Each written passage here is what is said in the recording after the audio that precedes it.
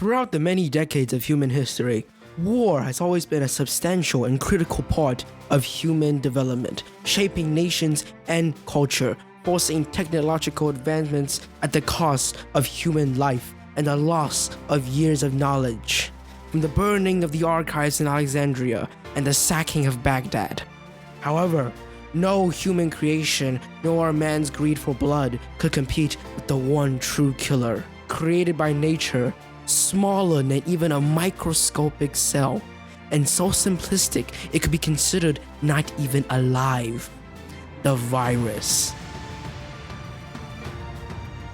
Greetings fellow traveler. I, Loucas the host, humbly welcome you. Come and join me for a special episode of the History Archives on May 16th, 2023, where we dwell into the intricate stories of humans long ago and today, the present.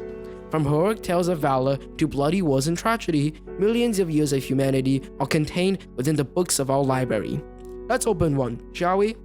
To start off this special coverage episode, I want to reintroduce myself. My name is Loucas, as I said before, and I personally have a big experience with viruses themselves. Having been growing up with the COVID pandemic for more than 4 years now, and even right now in middle school, I still see the adverse effects of COVID including child laborers coming from Central America, where the pandemic has really affected their economy there. And considering that when the COVID hit, I was in 5th grade and I had my graduation cheated, I personally have a lot of connection with these microscopic killers. So how did viruses and bacteria to some extent have changed human history so much? Well, in certain cases, it has wiped out entire civilizations, including those of the Indus Valley and Mesopotamia. And where even though Mesopotamia didn't entirely die out, it was still heavily affected. This can also be seen when the conquistadors arrived in Central America and fought against the Aztec, which many of the Aztec natives died of smallpox while they were fighting the conquistadors.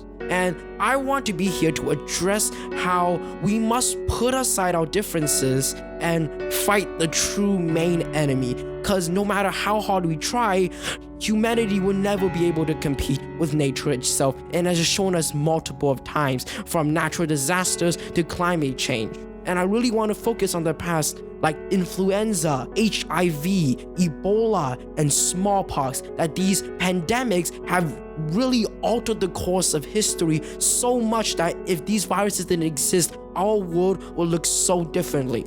And what I'm trying to put out is that if we can really work together, if we put aside what we think as different, because even though we might speak different languages and we might look different, we are still the same. We are all still human. We share the same qualities. And if we can unite ourselves as a humanity we can conquer these viruses and make something more. We will prevent future generations from losing the knowledge that we have already gathered. And this is so much more important when we think about it, how we have dealt with COVID.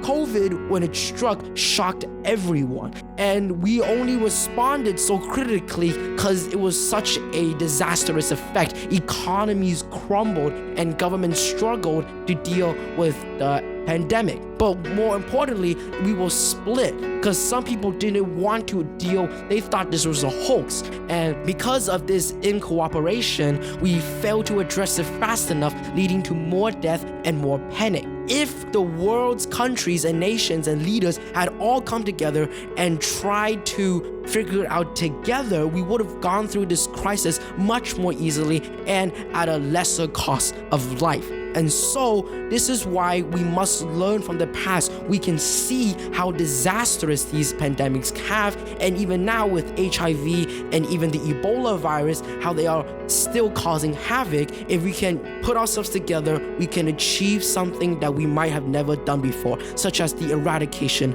of smallpox.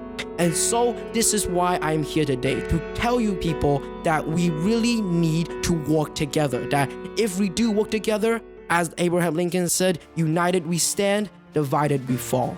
Thank you for listening to my podcast, and I hope that one day you adventurer will stumble back to our archives, enjoy a drink, and listen to another tale.